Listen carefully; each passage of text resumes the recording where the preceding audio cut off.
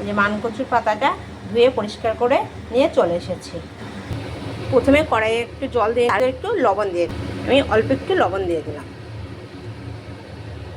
জলটা ফুটে গেছে, এর ভিতরে পাতা কটা দিয়ে দেব, কাঁচা লঙ্কাটা দিয়ে দিয়েছি। এইবার পাতাটা নামিয়ে নেব। কড়াই গরম হয়ে গেছে, এবার তেল দিয়ে দেব। গরম হচ্ছে,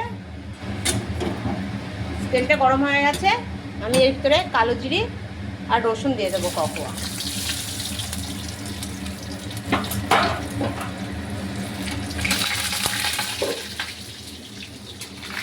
এর ভিতরে পাতাটা দিয়ে দেবো, এবার একটু নেড়ে নেব। এই যেমন পাতাটা হয়ে গেছে, এবার শিলের ওপরে আমি বেটে নেব, অল্প অল্প করে নেব আর বেটে নেব।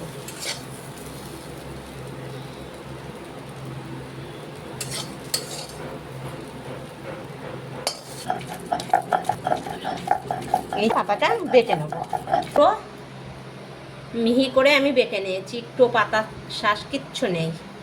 আপনারাও এইভাবে করে খেয়ে দেখবেন, খুব সুন্দর লাগে।